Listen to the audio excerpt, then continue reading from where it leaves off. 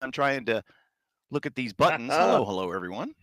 It's a live Sunday edition of the In Ring Wrestling Podcast. Thank you very much for joining us. Yes, sir. Kasey, we're apparently live on what, YouTube and Twitch and Yeah. where else? YouTube, Facebook. We're all live on the Facebook. That's very good. Yeah, we're live a little everywhere. We want to thank the technology that is provided here is, of course, Riverside.fm. Riverside. It does a nice job. I like it. Of course, Kasey had a long in-ring career, and a lot of it was spent working on behalf of others. Now, of course, there was a brief period of time where Kasey was his own boss, and wait a minute, Kasey was always his own boss. But I want to know, Kasey, was there ever a time that you had to reach into your own pocket and give 10 or 20% to a manager? Were you ever managed in your wrestling career? And what kind of relationships did you have with different managers? And of course, there were many great managers throughout the year. In fact, I am a member of the Humperdink family here this week. I see that. Humperdink was the best, wasn't he? At first, I didn't. When I was younger, I didn't like him, and I just thought Yeah, he but once was. you met him and got to know him, you just realize he's like the greatest, right? Yeah, and then you realized, and as I got older, I appreciated him more and more. And I watch back now, 11, 12-year-old me is not going to get Sir Oliver Humperdink. And I was like, why is he in the ring so much? Why? He's not a wrestler. What is he doing? Well, he was trying to save the territory. That guy worked his ass off. Sure. Yeah. It was. And then after you got to meet him years later, and then you got to know him, and he was a Florida guy, and you were a Florida guy, it just made it that much more. He opened up that much more to you just because of the connection of Florida, Right. And that was the. And just talking about Humperdink, like, for example, and we'll talk about J.J. Dillon. We'll talk about Jim Cornette. We'll talk about, maybe Paul Heyman's name will come up in conversation. Jimmy Hart, so many great managers throughout the years. And a lot of people say, oh, wrestling's not the way it used to be. And we need managers back. And obviously, Sir Oliver Humperdink was just top of mind. He was one of the few that at the time didn't come from wrestling. He was not a wrestler who had transitioned outside the ring. He was a fan. He was a ticket taker. He was an usher at a building. And what was he, friends with the Hollywood Blondes? Wow. He does look like an usher from like the movie theaters, doesn't he? Yeah. Tuxedo. Now to go back to answer your question, the only person I gave a percentage to would be David Penzer, and that was in the early WCW days, and I wouldn't call him a manager. We always call him our stooge. Because he was and still is. Yeah. Now he's just other people's stooge. Yeah. And of course, paying a percentage was always one of the biggest kayfabe rationales for having a manager. Why are you doing this? And you're giving them all your money. And in fact, that was one of the greatest babyface turns ever was Jimmy Snuka, when Buddy Rogers started looking into his books and told him, by the way, you're broke. They've taken all your money. That's probably like legitimate in real life. He was broke too. Yeah, it was, I think, half a shoot. Allegedly. Spent all this money. Yes. So I'm going to do I'm going to check your work. I'm going to look into your trivia. I'm going to do a little trivia here to see your wrestling knowledge. We're going Championship Wrestling Florida from the mid 80s. Okay. Manager of the Zambui Express. Well, that was Sir Oliver Humperdink. No, before him. He managed Zambui Express. He had Abdul the Butcher, and I believe One Man Gang at one time. 5 seconds. Would you like a lifeline? Was it Gentleman Jim Kent? Oh, close. Gentleman Jim Holiday. But his real name was Kent, right? I don't know. I always wondered where he came from. I meant to ask Bugsy that on my last phone call with him, which I owe him one really soon. I had to ask him about Jimmy Holiday, see if he has any insight on him. Not many people even remember him or even know where he's at, these days. But I tell you what, I always really liked him. And I really enjoyed watching him with his, and I was fascinated with his Zambui Express growing up. I don't know why. Right, me too. Just because they're bigger than life. Literally, they're huge, bigger than life guys. And I remember them hitting the ropes. I was at Battle of the Belts 3 in Daytona Beach. And it wasn't the Zambui Express, it was Ed the Bull Gantner with Kareem Mohammed as Elijah Akeem. Kareem Mohammed, Ray Candy. When when Ray Candy would hit those ropes, it's like the ring was going to fall. Like they're going to come into the first or second or third row because the ropes, stretched so much and everything. It just brings back the fondness of my childhood with championship wrestling from Florida. Sometimes I just sit there and I just look through different YouTuber, different my big thing right now is wrestling belts. I like to look at the old territory wrestling belts. Yeah. And to see which ones I like and stuff like that. And I think my favorite belt of all time is really small, but it's the Florida Heavyweight Championship. For such a prestigious title, it was a very small profile title belt. Yeah. Yep, the Southern title is a small belt also. Yep. And they had some, and those were all made by Reggie Parks. Yeah. Reggie Parks made them all, and I think Dan Lambert of American Top Team, he has all those belts now. Really? He has all the old, pretty much every territory in ring belt. I mean, used from in ring, the legit shoot belts, not a replica or anything like that. He has all of the old territory belts. He has hundreds and hundreds and hundreds of them. It would just be amazing just to walk through his belt room and just see the collection. Yeah, I would Florida just be and like Georgia. a kid in the the candy store, you know? Right. The Florida and Georgia belts. I know that the Tennessee belts always had a unique look. Mid-South had a unique look. And as far as the other regional belts, I don't know if I could pick them out of a lineup. I could certainly see Florida. I can see the Georgia belts. And the WWF ones. Yeah. The Tennessee belts and the Mid-South belts. But I'm not sure. Could you pick out the most unique belts ever were the Jerry Gray Southern Wrestling Federation belts. That's it looked like he his dad, Dick Gray was his name. He did the ring and everything, and he did made the belts and all that. And he did a really cool job. He, instead of using leather, it looked like leather in real life, but he used some kind of like tire, like a tube, and everything went onto it. And they're 3-dimensional with like trophy pieces put on it. They look pretty good for what they were. And of course, Jerry had the Reggie Parks belt made for himself. Oh, of course. Yeah, but, it was pretty interesting things. I might have to get together and grab a picture of one of those. Yeah, that's one of the big belts of the U.S. title, that the Lex Luger U.S. title, Magnum, Nikita, and all them had. That's a really cool belt too. You got to get a picture. Do we have pictures of you wearing these Jerry Gray trash bag belts or what? Yes. Actually, trophy belts, absolutely. I think there is one of them. I might have one picture. Maybe someone out there might have it. If so, just send it over to one of us, and it'll get to us, and then we'll put it up and give you a photo credit on the In Ring Wrestling Podcast. People checking in live, and we thank everybody for tuning in. I wanted to talk about managers. Wanted to talk about a bunch of different little things here this week because it's the around the 4th of July. I always get very melancholy, and I think about the beginnings of the war games and how that all began. Oh, they're building a what did they say? What was the line? They're building a dome of steel, something like that. And was the that pounding Ole's of the voice, I wonder.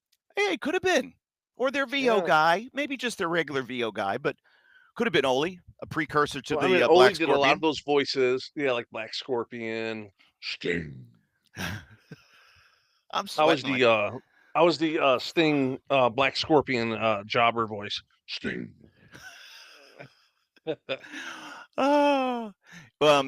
Obviously, and of course, JJ Dillon. Now I'm a member of the Dillon family here as the Oh, as man.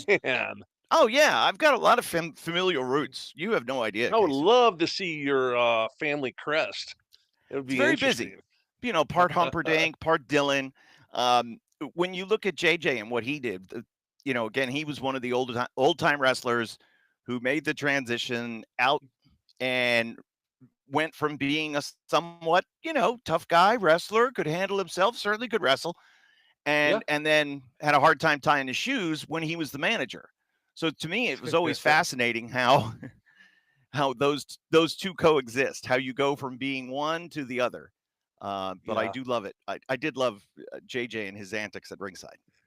You know what's funny is a lot of these great managers and of course, everything in wrestling, anyone that was anything in the world of wrestling, especially during the territory days, all made it through Florida with, Right. championship wrestling in Florida with Gordon Solie and everything. I remember J.J. Dillon with Cowboy Ron Bass and Black Bart. He was their manager, and they would do Saga the Family, those That weekly that things. that whole thing where he's reading that book, that was Yeah, really ahead of its time. And whether that sure. was him or Dusty or both him and Dusty, Right. that was like that was again the heel really and Dillon he went further than a lot of people trying to justify his actions. And Yeah. a lot of times would have that political slant to it, and was certainly Hmm. in tune with well the promoter, whether it's you know the NWA, the president of the NWA is Jim Crockett, and I'm going to take this up, and we'll have a letter fired off first thing Monday morning, or you know Championship Wrestling from Florida, and but always through the auspices of the NWA. Yeah. Very brilliant man. His book is great, and wrestlers are like seagulls. Did Um, you know JJ very well from your time with WWF? Was he there then, or was he already gone? so here was the story with me and JJ. JJ Dillon and I, of course, knew of each other from the moment that we met in the WWF. And I started, as I've said here on this program, I started in June of 1996. And I saw JJ very briefly at our first TV, gave him the hello, the cursory wave. He waved back like we knew each other. Okay, good. But then we sat And then he down was gone. at no, not yet. Next TV, July.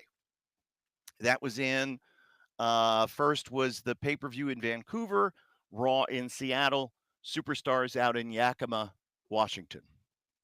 Wow. And it was in Seattle and Yakima that we talked. And it may have just been in Seattle because I seem to remember that JJ was gone either that Tuesday or that Wednesday after TV. That was it. Oh, No wow. more. Yep. So JJ and I had a good long chat about all of our common ground and all the people that we knew. And he was, you know, interested in me and how I got there. And we just Oh, chit wow. chatted. And then I've seen him a few times over the years, conventions, different independent shows. It's always been a lot of fun to catch up with JJ. I think he's great. Oh, nice. Yeah. Yeah, he quit because he got the nice offer from WCW, and he had gotten because he was the head of talent relations. He'd gotten his salary cut a couple times because everybody was giving back They cut money it. because They whacked it. Whack-a-mole. yeah, it was bad. Money Yeah. was tight. Yeah. No. So he No got all water that in the. back. They took away the water and the pay. Mm-hmm. It was awesome, but JJ got what he needed. Got his want to make sure his benefits and everything were good, and he was all set. Plus, a little cheaper than living in Connecticut. So, living in Connecticut was a pain in the ass. Yeah. Nice state if that's one what you of the. like. That's one of the most expensive places in the country to live. Yeah, it's Are ridiculous. you in a sauna there, Kevin Kelly? Brother, it is.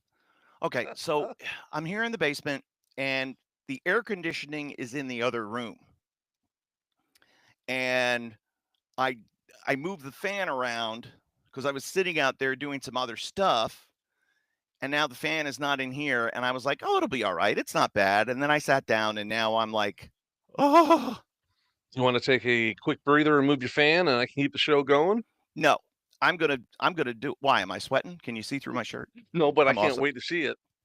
That'll be It's tremendous. funny. You're in Pennsylvania up in a basement where it should obviously be cooler and you're sweating your balls off. Yep. I'm in South Florida and I'm actually wearing a sweatshirt tonight, which normally I'm the one always sweating.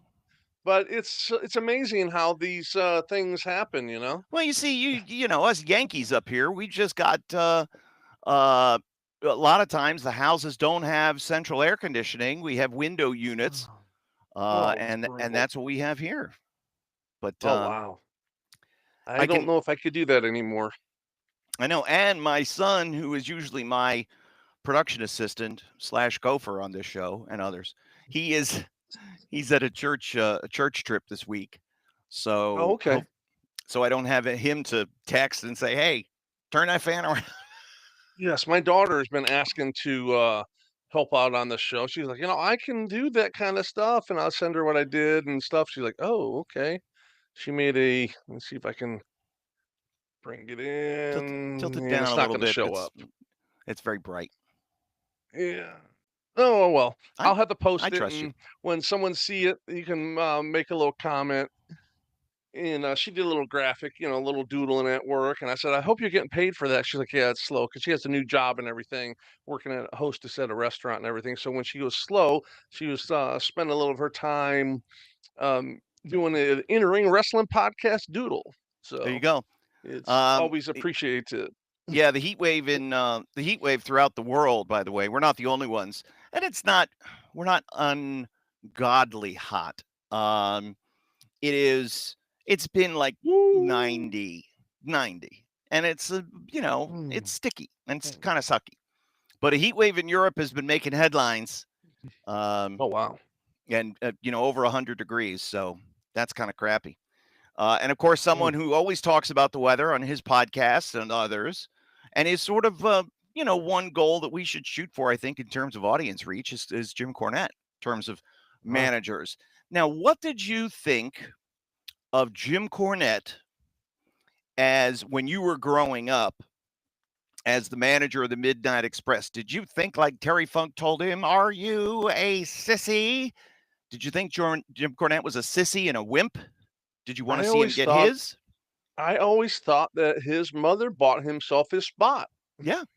I had bought into that, His mama bought himself a spot. And really, I guess they kind of did. His mother took him to all the shows and, there's a lot of, a lot of course, everything kind of corresponds with his career and my career a little bit. His family, my mother used to take me to the shows and stuff like that because I was not old enough to drive when I first started wrestling and everything.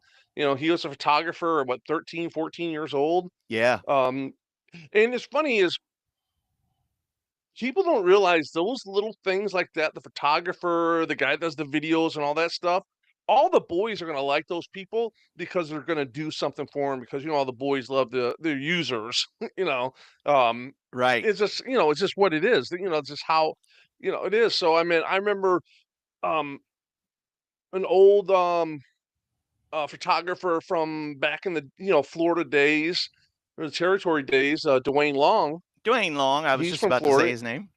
Yeah, he used to come around and I'm like, hey, I said, that dude shoots for the magazines. Let's be cool to him, And everyone's like, oh, okay, yeah. And so everyone started. We actually made Dwayne one of the boys, and he still is to this day. He's a great guy. He actually, my wedding I had many years ago. And this is the last we'll talk about it on the show. He was my photographer. How about I'll go back another name and a guy who shot my first publicity photos. How about Bill Otten?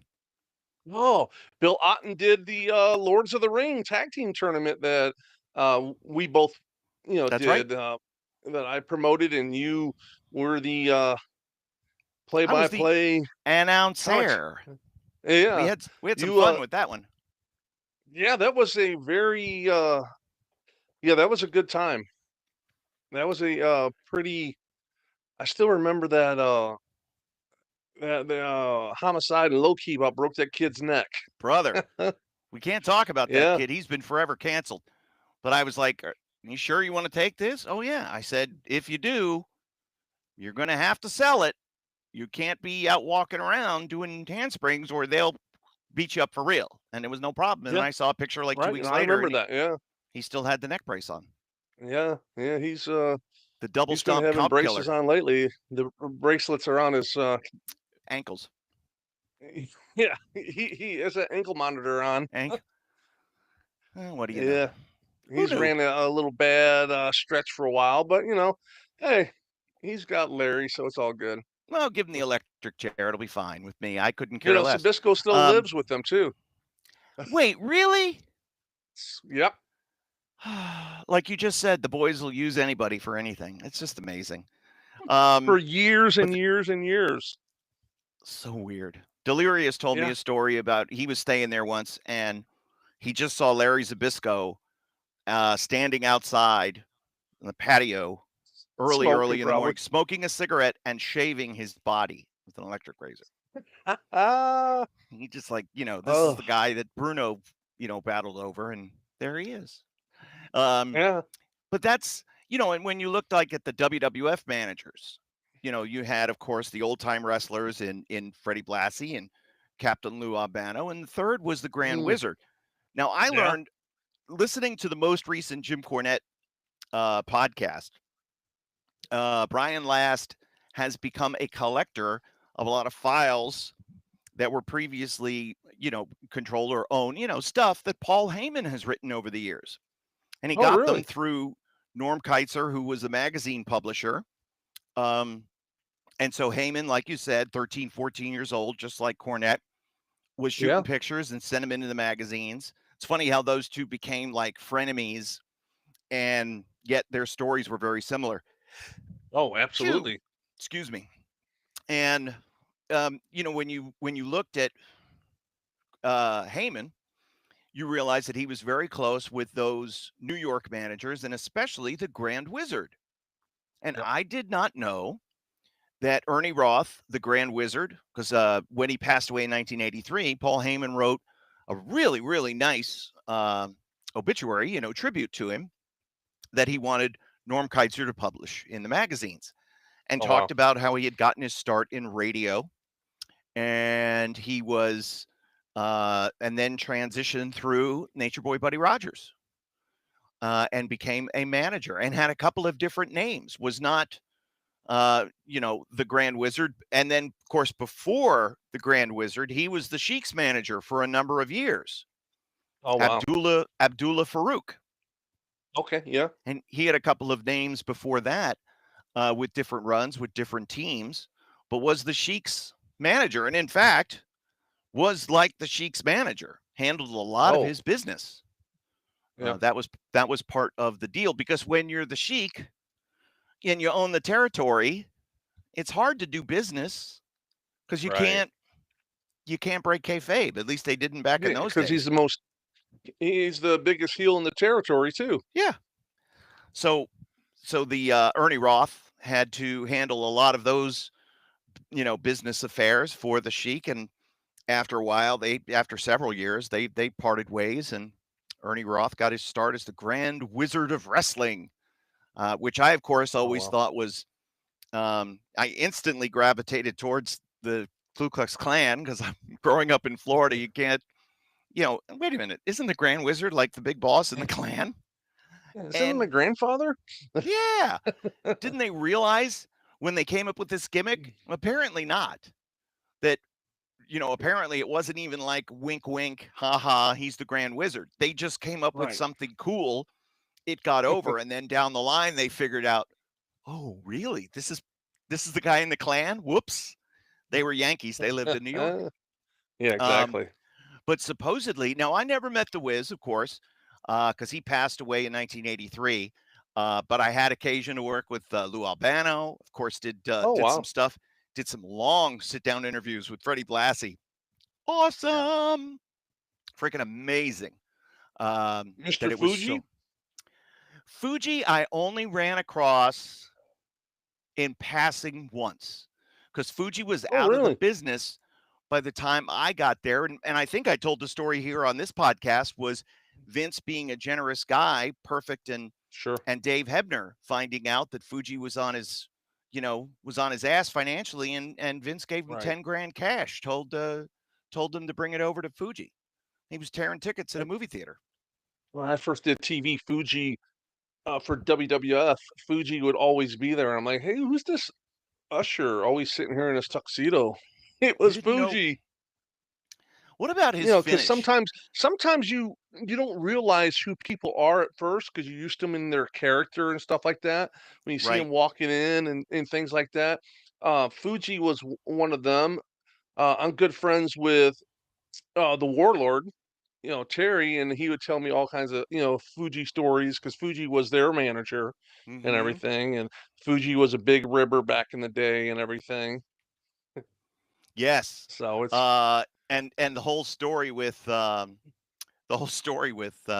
Snow and the Big Boss Man was a real scenario, not for them, but it was a real story for Mr. Fuji. The dog was barking. Please, please, come home. Want to sleep? Your dog barking. Oh, it's okay. I'm sorry. And the little dog keeps barking, and day after day after day, and then all of a sudden the dog goes missing. Well, he invites his neighbor over, and of course had served him pepper steak. Yes, that's how bad of a ribber Mr. Fuji was. oh And yes. you don't want to be. By the way, I've changed my name to Fuji Vice for this few Oh, moments. right. I want everybody to understand. Of course, now we were Florida guys, and I looked at WWF as a bit of like interlopers. Like I was cheating on my girl. I didn't like it. Um, but what did you think of WWF when you started to see it? So that would have been what, 86, 87? The same thing. I thought it was a circus. Yep. I was not a fan of it at all. And yeah, I just never I knew Billy Jack Haynes, and I remember him going Because up he was there, your left favorite. Florida, go up there, and he came back and was like, "Yeah, man, it's like a circus up there." And Yep. so I always just related WWF at the time to being a circus, most powerful It's circus in the industry, but hey. Yeah, was a big circus. And again, I think the first time I went to a WWF show, it was at the West Palm Beach Auditorium, and it was weird because it was like a Friday night. So it just felt weird being there, and I was sitting in different seats, and because we made like a last Right. minute decision to go, and And the the main setup was event, probably different than what you're used to. yeah, it just had a different feel, and I have it never was been to a WWF or WWF show. Back in I only went to Florida wrestling. I never went to a WWF show oh yeah, before I started working for him. Yeah. I had I'm trying to fix my name now because I've broken it because I've been playing haha here, changing my name all this time. There we go. Now I'll just go back to being regular Kevin Kelly, and that'll be that. No, I won't because it's screwed up now. All right, Fuji Vice, Kevin Kelly. Fuji Vice. Yeah, the main event was a very good match. It was the Bulldogs against Valentine and Beefcake. Mhm. And it was for the tag belts. And before that was Andre and Big John Studd, Body Oh, Slam wow. Challenge. Yeah, it was a decent card. And I just sat there the whole time like, this doesn't feel right. Like I shouldn't be No. here. No, it's apples and oranges night and day from the old Florida Territory wrestling to the WWF at the time. I was definitely the same way. I've told this story before when my parents are huge wrestling fans. We're from Michigan, so it's a Sheik's territory. Moved down to Florida. They're watching the old WW Madison Square Garden Network, and I looked at this stuff and I was like, "This is stupid." And I Yeah, went to what my is room. I this? was 10, 9, 10, 11 years old. Then I seen Dusty Rhodes and Gordon Solie and Blackjack Mulligan, and that was it. That's what I wanted to do the rest of my life. Couldn't think of anything else ever but that. It's so funny It how, was yeah, it was that aha moment for me because I was 9 years old when we moved to Florida, and I had watched a couple of times, but I wasn't like crazy about it because it was on at midnight. Seeing the yeah. All Star Wrestling WWF, and it was on Hmm. Channel 9 midnight, and was interested in it, and was reading the magazines here and there, was looking at the pictures. But then when we moved to Florida, And that Saturday that we got cable and the TV turned on, and all of a sudden I hear Gordon Solie's voice and it's a Mike Graham match, I knew exactly what I wanted to do for the rest of my life from that moment on as well. Yeah. Isn't it funny how we watched something from the same genre, the same industry, a lot of times the same talent, people went back and forth, and yet one spoke to us and the other one didn't. Yeah. And I can't it's just weird how one thing was a disconnect and the other thing became our sole passion in life. It's the wildest thing. Yeah. You know? And I felt bad, like, when I went for my audition, and like you said, you didn't watch the product until you went to work there. I was not a fan of the product until I went to work there, and even sometimes I was like, "Man, I like WCW better." I always liked WCW better.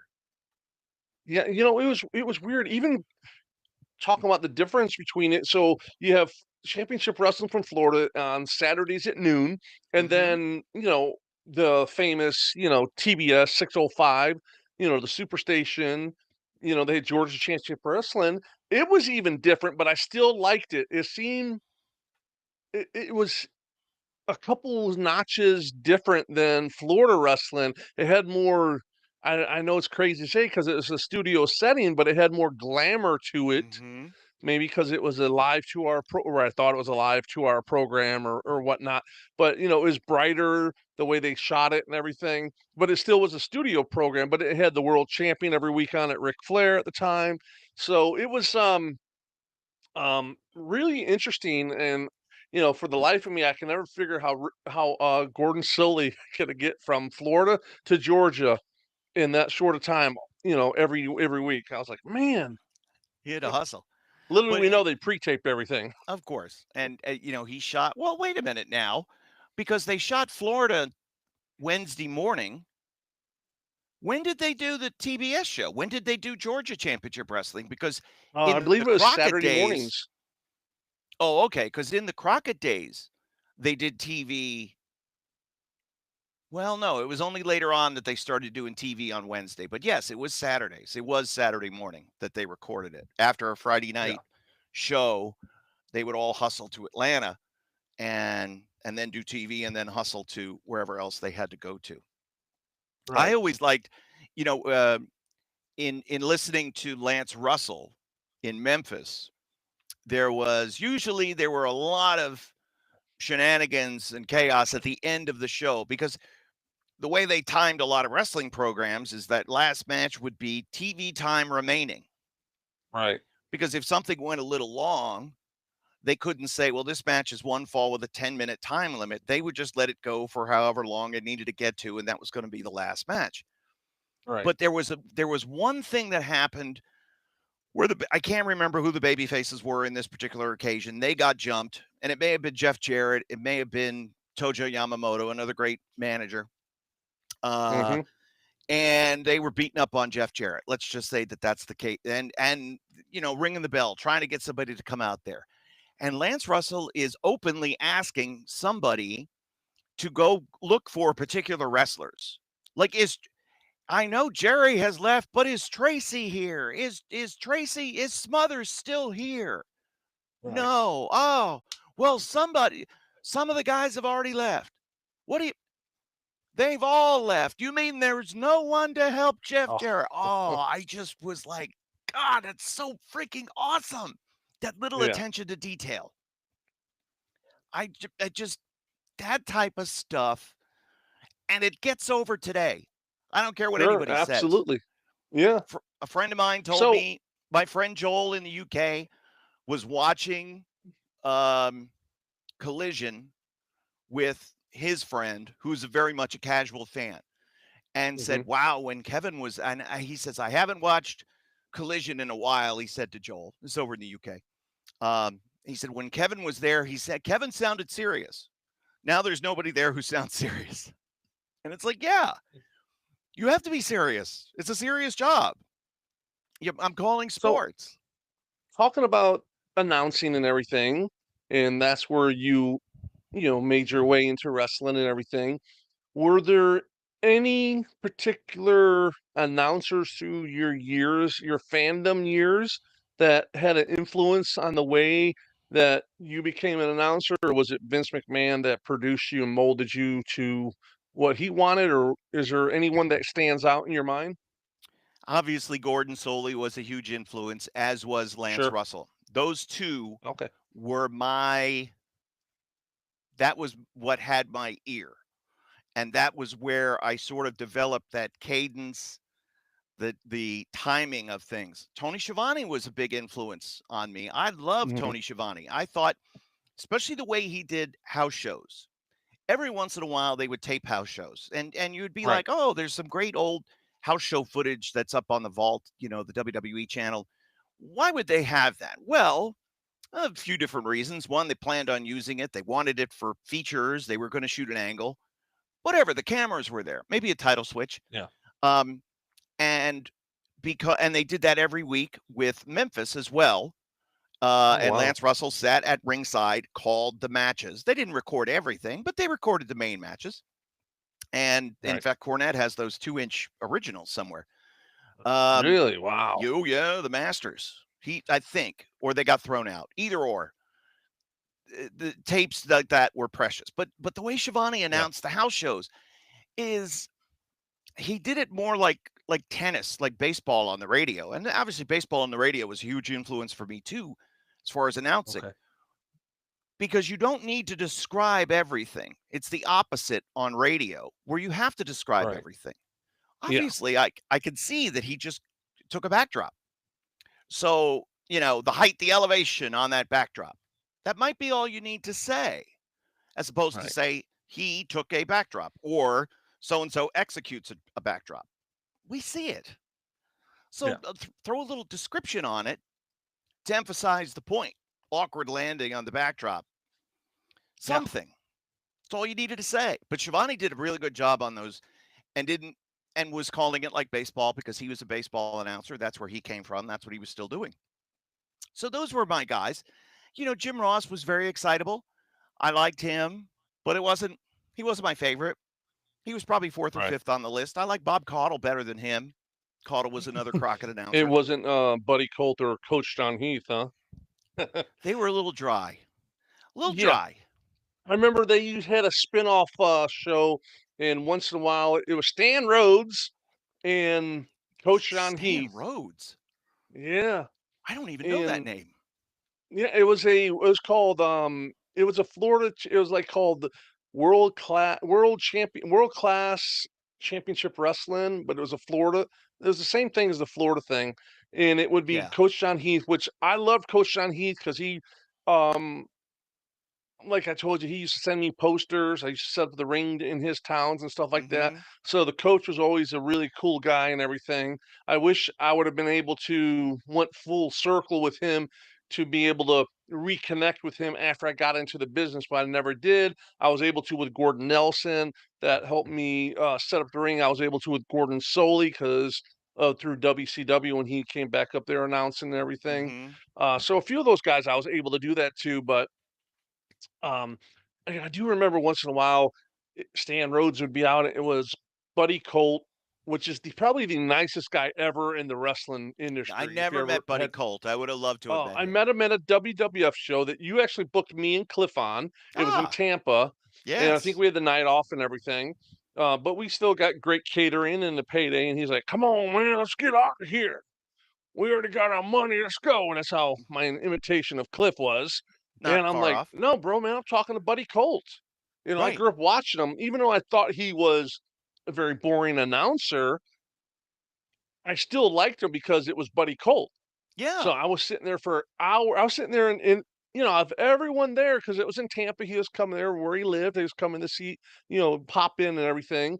And it's crazy. A lot of the guys were just like ignoring him, and I was like, "Oh man, that's Buddy Colt." I went over, "Hey, Mr. Colt, I want to introduce myself to you," and I told him I grew up watching him, all this and all that, and he sat there for a couple hours just talking to me about everything I wanted to talk about. It was the greatest thing, That's But I amazing. remember them. Coach John Heath and Buddy Colt was hosting the show once, and I'm like, as a kid, I was like, "Oh man, this is brutal." That was like, And I yeah. was like 13 years old at the time. That was they were paint dry boring at times, but they were infotainment in that regard because you learned what was what in terms of wrestling. And of course, Coach John Heath, very steeped in his amateur roots, and Yeah. Buddy Colt, pros pro, and kind of just like the way Florida is a transient state. I was from New York. Yeah. You came from Michigan. Buddy Colt was from upstate New York, as was Don Curtis. Both of those guys came down, Mhm. and they were both very influential in Florida, not just in the ring, but they were also promoters. They also booked a little bit. They did commentary. They were used and useful. It's funny how a lot of the stars of Florida came from other places. The first guy that we talked about was Sir Oliver Humperdink. He came from Minnesota, Oh, but wow, yeah. very much was a Florida institution. He was the last one that was there practically, and Yeah. he got his opportunities in both WCW and WWF, and was well earned. But my God, he was in the ring almost Yeah. every night in Florida getting his ass beat. Yeah. There was not a single person that would tell you, even to this day, all the guys that are still live in Florida, they always when Humperdink comes up, everyone goes out. They're like, "Man, this is the greatest guy Yeah, ever." Just like so nice. worked his ass off, got everybody that he worked with over. Yeah. Uh, Whether it was some guys it was easy for him, it was Ernie Ladd. Other guys, it was a little more work. And then, of course, when JJ came and JJ was Dusty's assistant, it was a little bit of Yeah. competition. So one would go out, and the other one would come in, and they Hmm. spread the wealth around that much. But I again, did I get a don't. clothesline from him on the Who? WCW match when he was managing the Freebirds. Oh, really? Yeah. Yeah, Jimmy Garvin threw me into him, and Humperdink gave me the clothesline. I did like a 360 bump outside the ring. You're too So, much. You got to put him over, hey, though, right? it was Humperdink, of course. Same thing like Harley Race when he was the manager for Vader. When I saw that the one time I was wrestling Vader, I was like kind of excited because Harley Race was the manager. And I was like, this is Harley Race, one of the greatest, NWA, traveling world champions of all time. So I was like, I went up to Harley and I'm like, we're talking. I'm like, hey, you want to do something? And he's like, sure. And another time, he was managing Hercules Hernandez when he was when he was the Invader for WCW. I Mm-hmm. wrestled Herc's first match as the Invader, and I think I had to call the whole match because he was so freaking nervous, God, you know. Uh, that was And, Hercules, though. That was his and he whole was story. he was a super nice guy too. And I'm like, "Okay, don't worry, Herc." I said, "Well, I'll get you through it." So, of course, I added some stuff in with Harley, and when we got him to the back, he's like, "Hey, was everything okay?" He's Mm-hmm. asking me, and I was just like, it's just like, wow, Are because you? we talk Yeah. about Like, this are you kidding show, me? and What? yeah, You're Harley exactly. Race. We talk about this show, where it comes from in ring, talk about the correlation to being extra jobber, enhancement guy, and stuff like that.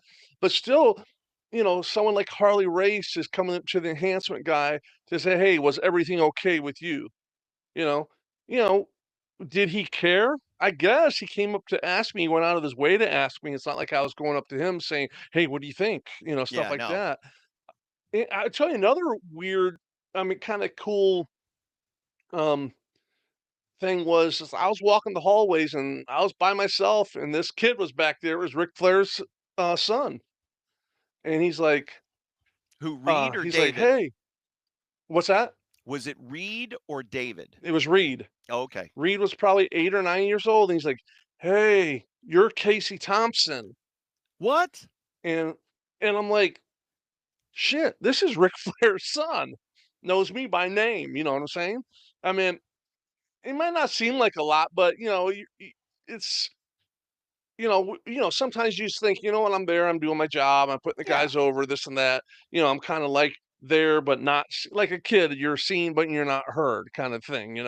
But then you get walking through the hallways, and Ric Flair, the greatest wrestler of all times, his son. knows you by name, first and last name. Right. It's and this was like some obscure place in, Georgia, or somewhere South Carolina, North Carolina, somewhere like that. But it's just kind of funny how those kind of things happen. What you did, you cannot just say, I was just a cog in the wheel. Um, because it's easy to feel that way if you're, a producer, if you're not on camera, but you're on camera. You are Mm. physically giving your body for these guys, and they were benefiting by your generosity. You know, Right. if you wanted to, after a while, you were a good enough worker to where you could sandbag somebody and make them not look so good. You could take Oh, crappy sure. bumps. You Yeah. could, not drop spots on purpose. You're not throwing the match, but I mean, you could just kind of sandbag and not look that great. Some guys could just take over because they forgot their own spots they called. True, true, and yeah, at that point, well, who are we giving the job to? We're Yeah. we should hire him and not you. I've heard that more than And once. I've had agents come up and say, "Hey, can you do us a favor? Can you just make him look good tonight?" I'm like, he's the one. I give you, Bagwell was that way when he first started. Yeah. I heard him do it with Flying Brian. Hey, make him look good, because Flying Brian would call literally hours and hours worth of spots in the back, and be going over it nonstop. He wanted to go a million miles a minute, and stuff like that. So, um, another one, Van Hammer. You know, Oh gosh. yeah, Well, I mean, there was obviously those guys did not have the benefit, but Bagwell a little bit of work, Flying yeah. Bryant a little bit, Van Hammer no, hardly any, came from the Maryland Indies. They weren't I mean, he looked exactly like $1,000,000 until he right. was got into the ring. I You know. know, And you it's like some guys got into the business too late yeah, because they would have been a main star for 15 or 20 years if they would have been around during the territory days. I always say that about Al oh Perez. yeah, Al yeah, Perez had everything you could ever want. But by the time Al Perez came around, the business had consolidated and the opportunities to yeah. become world champion were fewer and fewer, and other places for you to go to be the man without being the man were Yeah. fewer and fewer. So it was I it I was a remember lot. sending our tapes. Remember sending our tapes to WWF and talking to Cornette, because that was, he was in talent relations, and he Mhm. was like, if this was a few years earlier in the territory days, you guys be working every night of the week. Yep. And he's like, it's just, just tough right now. There's not that many spots, and the whole, Sure. routine. And that wasn't office speak. Yeah. That was legitimate because then a few years later, Cornette had a whole roster full of guys in OVW. Yes, we were always going to take the Brock Lesnar's and the Shelton Benjamins and the Randy Ortons, the Yeah. John Cena's, but we had to fight scratch and claw to get Rico Constantino a spot. And even then, he wasn't a full-fledged wrestler. He was the designer, for Billy and Chuck. He was side piece. Nick Dinsmore had to become Eugene. We fought tooth and nail to get the Basham, to get Doug Basham on TV, Damage on TV. They Yeah. wound up being brothers, even though they were in blood feud in OVW. Some of that stuff was done to spite Cornette, I believe. But nevertheless, it was like these guys are Yeah. good and they can't even get a spot. And the people who aren't in OVW are even that further removed from that group. So it was very tough, very, very, and tough Now, to tell you guys too. yeah. Speaking about managers, Paul Bear, which came through Florida, is Percy Pringle. Yes, let's get to him. Yeah. Obviously, you had to know him through, of course, his dealings with the Undertaker, and you saw him quite a bit at TVs and such. Um, what a good guy! Obvious, Hmm. just a tremendous guy. Did you ever get to hear him sing his favorite George Jones country songs? No, I did not. Man, love George Jones. And we would tease him all the time. Oh, no show Jones, all this and that, because George Jones was, notorious for not making his dates or whatever. And you couldn't speak ill of George Jones, who was still Yeah. alive at the time. But I remember I remember Florida show is Fort Myers is back when Barry Horowitz was Jack the Loser Hart, and he Right. was losing every match and everything, and he lost a match, and Percy Pringle came in the ring, was throwing a fit and everything, and he's like, no, he pulled his trunks, and so Percy schoolboyed Jack Hart, Barry Horowitz, and the referee did a quick 1, 2, 3 real fast, and they rang the bell again, and they said, now he's 135 and 0. I mean, it Oh, was just little things like geez. that. It was funny. It was a house show thing, but it was, I mean, but the people were popping like crazy over that. I mean, it was huge, you know? It There was, was, yeah, that type of stuff that you could do on those types of shows is amazing when you think about it, because here they were, and this was the big game in town. This wasn't like some little outlaw show in the middle of nowhere. This was one of right. their main towns that they promoted and booked at least every week, maybe a couple of weeks. And here they are playing ha-ha, but Yeah. also doing business at the same time. That's just Yeah. brilliant. I love that stuff. Yeah. Yeah, it was funny. I've been watching a lot of old YouTube stuff. I did run across some new stuff last night on YouTube. I guess it's Scott Nomore's promotion up in Canada. Oh yeah, Maple Leaf Wrestling, something like that. Yeah, yeah. The production level is really, really good. They must a lot of TNA crossover. It looks like, Sure. Uh, but it eh, looks like they had a pretty good house in there. running the old Maple Leaf Gardens, which was Yeah. downsized a few years ago. It's the Mattamy Athletic Center now. It's a college um, a college gym, multi-purpose Oh, venue. okay. Ring of Honor ran there a few times. Didn't sell nearly as many tickets as Scott D'Amore did. Um, Wow.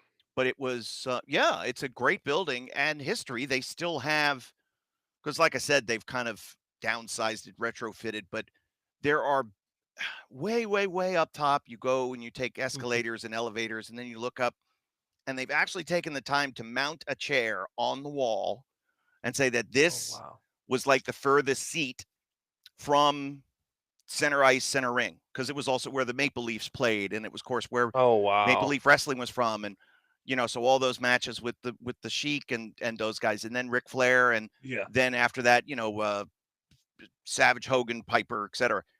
Right. Um, Right.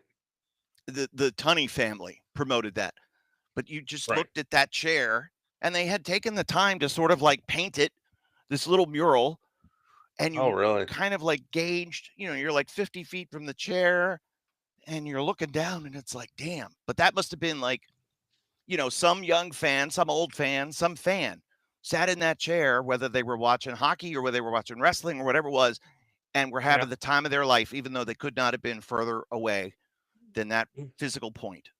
Um, You hear the reaction is like 30 seconds later once it reaches his way up to you and everything. yes, the the finish happens 1, 2, 3, and then he reacts like half a minute later because he Yeah. finally got But the I did news. watch I watched they had a gauntlet for the new Canadian champion, and I was impressed with the production. I thought it was really well done. Scott knows his stuff. He knows TV. He's got a good relationship with a lot of boys, and Yeah. Oh yeah. he's able to pull some strings and make things happen. Obviously, the what happened with him and TNA was just time for a change, and the company's gone in a different direction now. But Right. yeah, if he can make he's going to be fine. He's got all that. Yeah. He's all mobbed up and everything. He'll be fine. Um, don't worry about a thing. Um, when you look at somebody like Percy Pringle, um, not a fan. Paul Bearer, of course, was a fan. I loved Paul Bearer. Just thought he was like so cool with the Undertaker, and Hmm. to me, that's just an amazing. You kind of be patient and bide your time. But Paul Bearer personally did a lot of stuff. He was doing a lot of stuff Yeah. in Florida. He was doing a lot of stuff in world class. In fact, Oh he yeah. showed me where his office was. We drove by and he said, "Stop. Look, you see that Oh window? Yep. really? Yeah, right out there, Wow. driving past the Sportatorium, going to the building." He said, "You see that window? Oh, that's Yeah, the cool. one underneath the T in Sportatorium. Yeah." He said, "That's where I would sit. That was my desk was on the other side of So he did that window." besides on camera work in Yep. ring work. He did behind the scenes. stuff with publicity, world making class. sure, making sure the posters got out, making sure the press releases were, the cards were released to the newspapers, all the advertising, checking A up lot on more went into it than it does now, with the internet and everything. So yeah, it's a it's a lot. Oh, Metropolitan University, is that the name of it in Toronto? Thank you, Skunk Baxter. I appreciate you. He has a question that I'm going to ask, and I don't know if you are interested in such, but because we really haven't talked a lot about it here on the show. But he's Daryl from Toronto, and he wants to know if we're watching the G1 this year. I'll be watching it. What say you, Kasey Thompson? You have any interest? if you're gonna watch it, then I'll watch it. Just tell me where to see it at.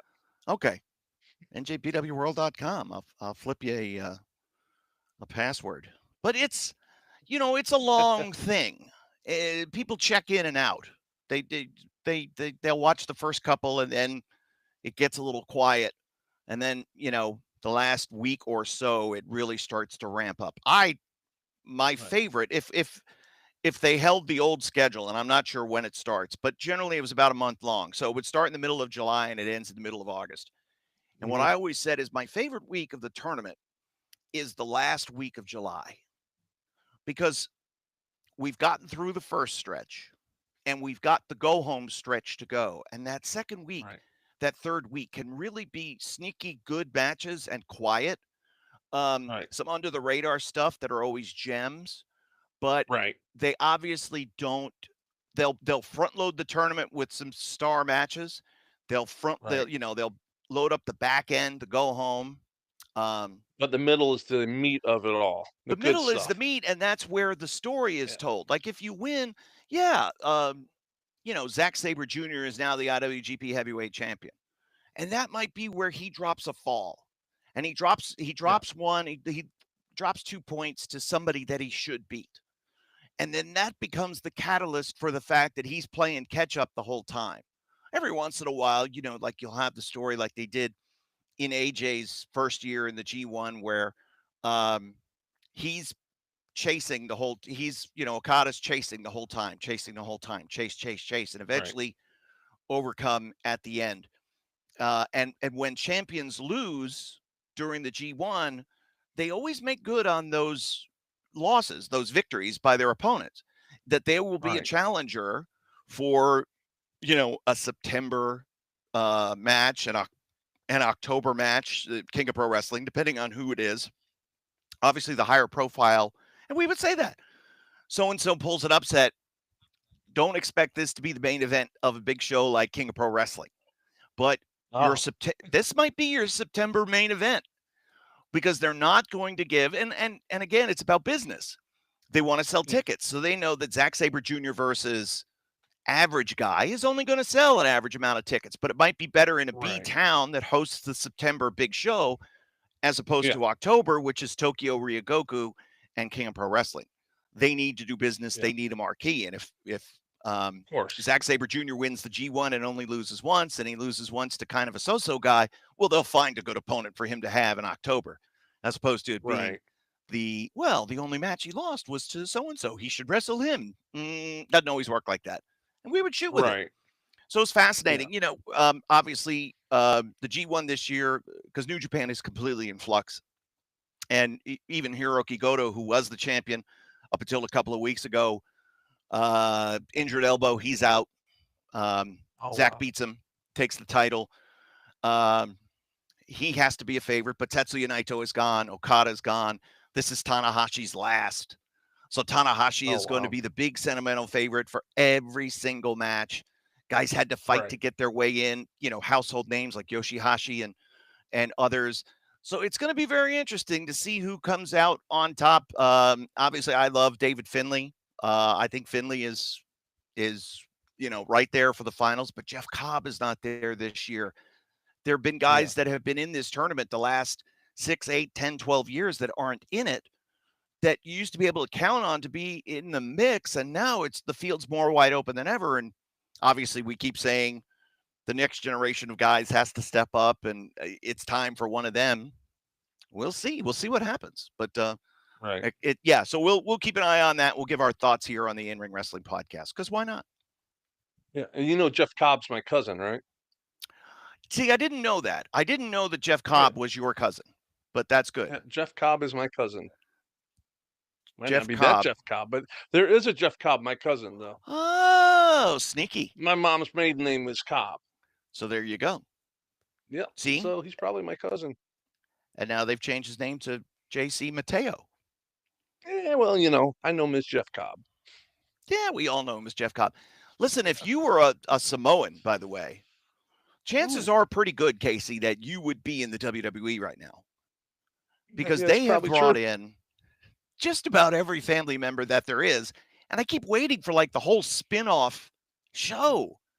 Like the entire bloodline, all of them. They could just be their entire roster, good and bad on one side, and then fill it out with Samoan Championship Wrestling. Well, just call it the bloodline. And it's a lot of drama and a lot of vignettes and an occasional match. But it's always great. I love their stuff. That sounds like their current product, isn't it? It is. It's kind of the way it is.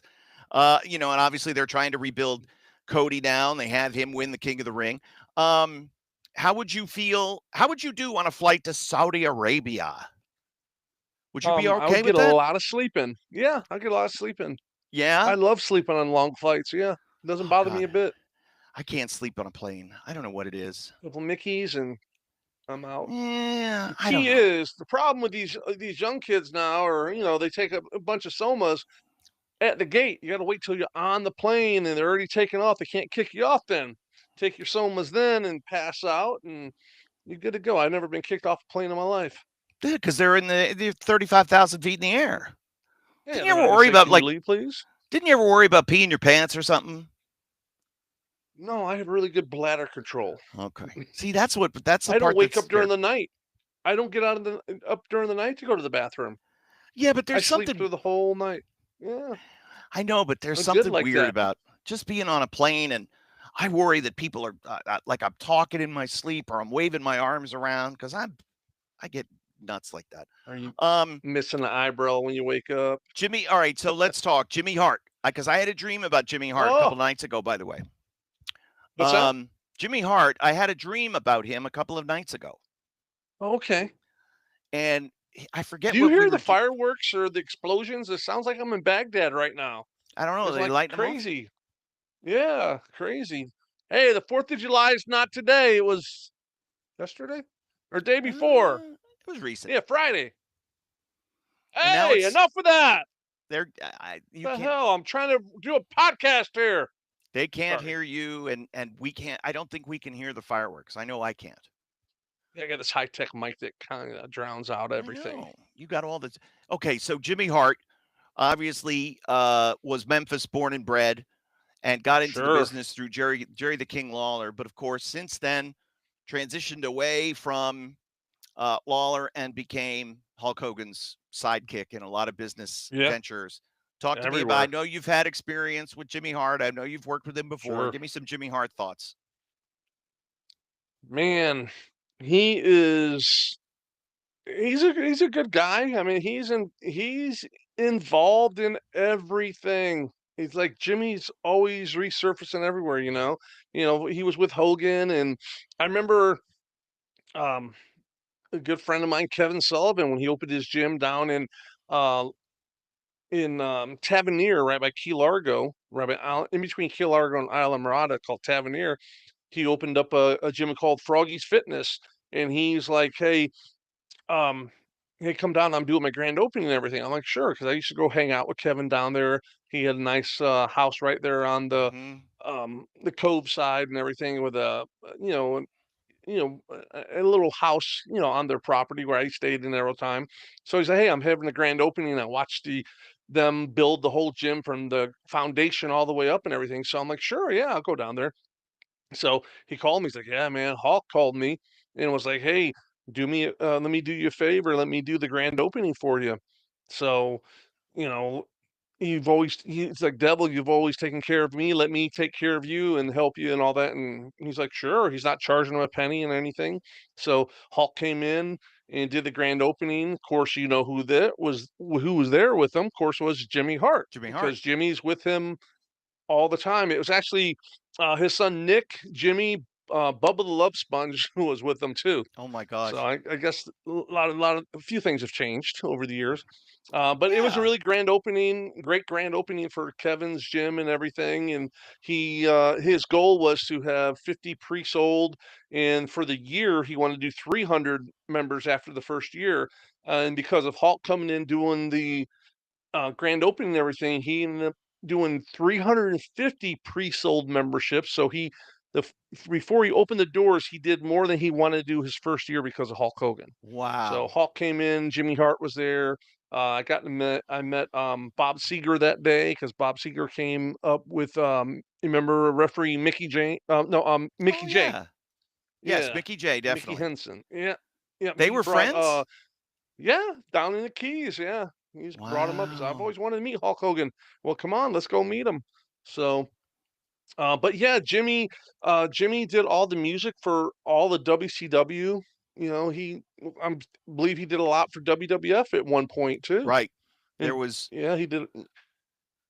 It's just, yeah, he's been around for decades and decades and decades, and he still looks the same age as he did all those years ago.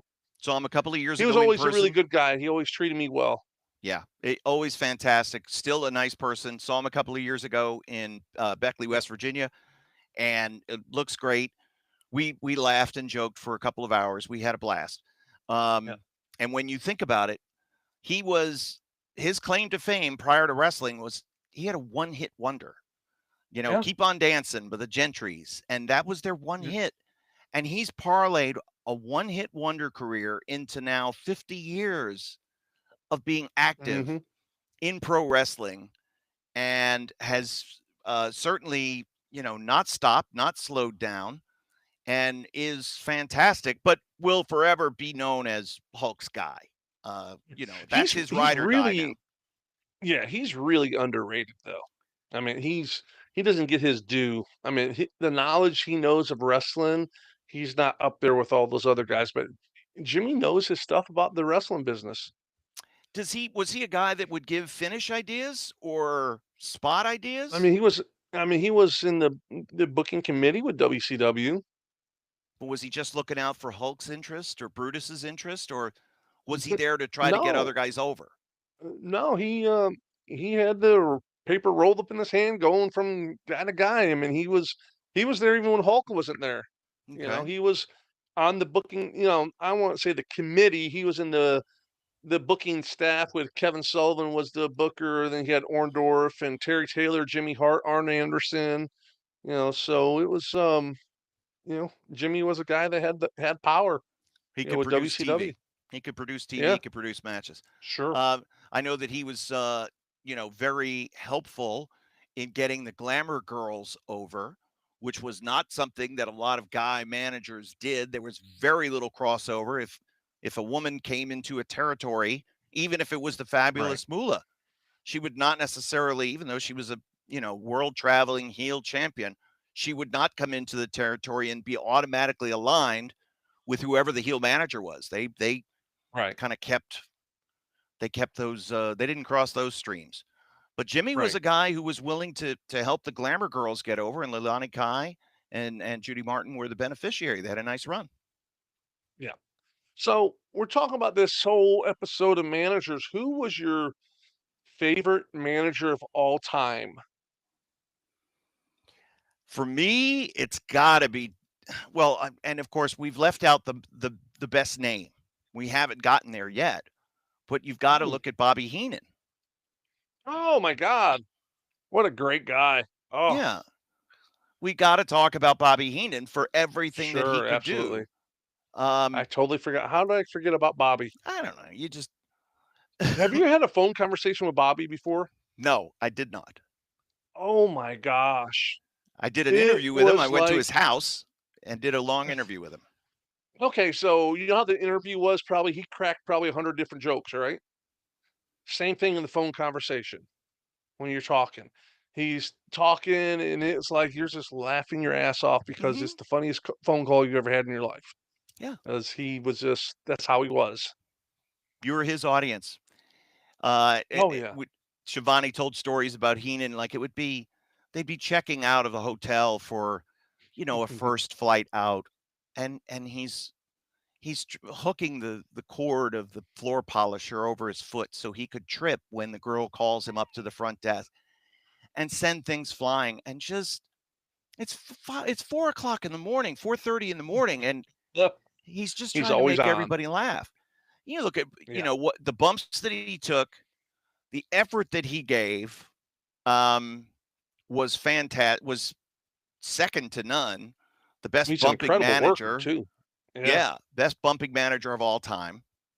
Sure. And when you look at the way he had one mindset, and everybody was, as if you were against Hogan, he was with you, and Hogan was his arch nemesis, and he was going to tear down Hulkamania, and this is it. This is where it happens. This is where Hulkamania is destroyed, and of course, it would never happen.